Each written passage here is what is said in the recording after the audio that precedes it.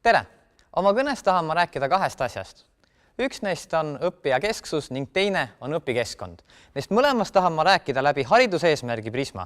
Nii et alustame sellest, et me defineerime ära, mis on hariduse eesmärk. Hariduse eesmärk on väga lihtne. Hariduse eesmärk on ette valmistada inimesi toime tulema ühiskonnas ja keskkonnas, mille toimeprotsessi me ei oska ette näha. Me ei tea, milline on maailm aastal 2025, kuid me tahame, et inimesed tuleks selles maailmas toime. Nii on. Nüüd hariduse keskne küsimus reeglina on, mis toimub klassiruumis. Kui klassiruumis toimuvad õiged asjad, siis ongi kõik väga hästi ju. Vaatame siis, mis toimub klassiruumis. Mis toimub selles õpikohas, kui me räägime formaalsest haridusest. Formaalses hariduses selgelt toimub ju õpetamine. On õpik ja on õpetaja. Õpetaja valib, mida õpitakse, kui kaua õpitakse, mis järjekorras õpitakse, mis meetodil õpetatakse ja õpitakse ja nii edasi ja nii edasi, nii edasi. Toimub nii-öelda õpetaja juhitud protsess. Ei küsita seda, mis on laste huvi, teadmine, eelnevad kogemused, motivatsioon seoses selle teemaga. Ja siis öeldakse, et kõik see on nagu kohustuslik, et kui sa kohal ei käi, siis on väga paha. Ja arvatakse, et kui ei oleks kohustuslik, siis kohal ei käida. Nüüd see on väga erinev sellest, mida me näeme mitteformaalses hariduses, mis tõepoolest ju on vabatahtlik, kus ei panda põhjuseta või põhjusega puudumisi.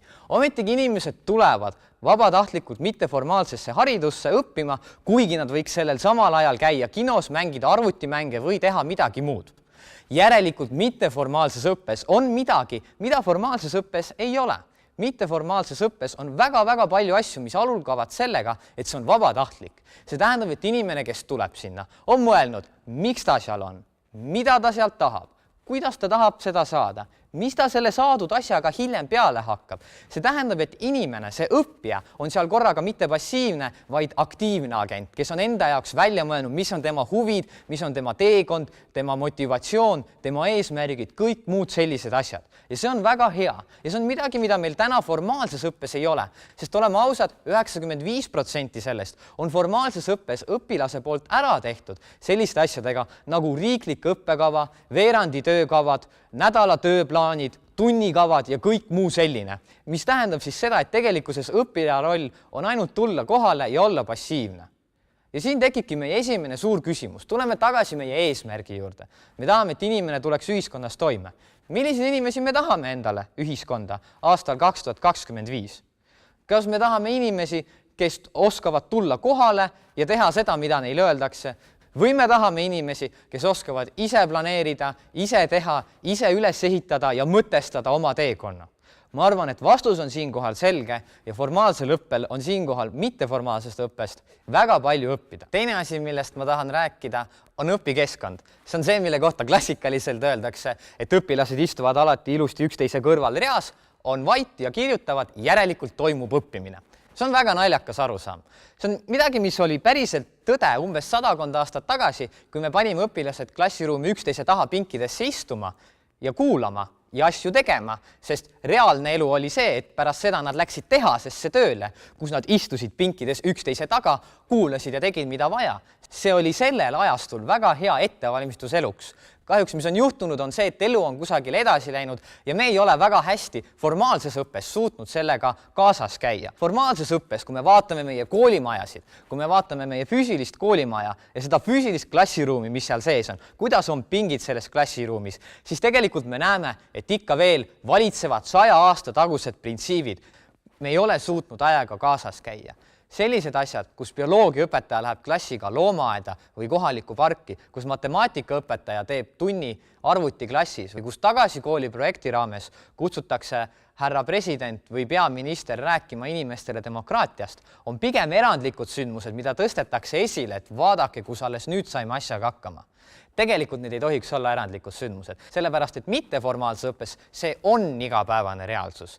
Mitteformaalses õppes, kui me vaatame asju nagu mudel Euroopa Parlament, mudel NATO, kõik muud sellised asjad, siis igapäevane tegevus ongi rollimäng, ongi simulatsioon ja selle tulemusena need inimesed saavad ise läbi kogeda seda, mis päris maailm on.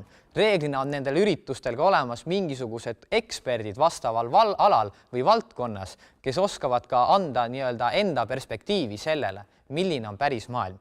Inimesed kogevad päris elu, mitte seda, mis neile koolipingi taga räägitakse päris elust ja see on väga suur vahe. tuleme tagasi jälle meie eesmärgi juurde. Milliseid inimesi me tahame? Kas me tahame neid inimesi aastasse 2025, kes on kuulnud sellest, kuidas elu käib, või neid inimesi, kes on saanud ise proovida, katsetada, katsuda ja maitsta seda päris elu? Kokkuvõttes, mida ma tahan öelda? Kas ma tahan öelda, et rong on läinud ja nüüd on kõik läbi ja pole midagi muud teha kui nutta? Ei, absoluutselt mitte. Rong on jaamas. Praegu on oluline lihtsalt valida õige uks, millest sisse astuda. Formaalne õpe pakub meile väga palju, kuid ta ei paku meile kõike. Mitteformaalsel õppel on Eestis väga selge roll ja mitteformaalne õpe loob täna uusi võimalusi, mida formaalne õpe ei loo. Mitteformaalne õpe annab tööturul eeliseid ja mis kõige olulisem, mitteformaalne õpe väga tihti muudab selles osalejate ellu suhtumist ja nende elukäiku. See on kõige olulisem.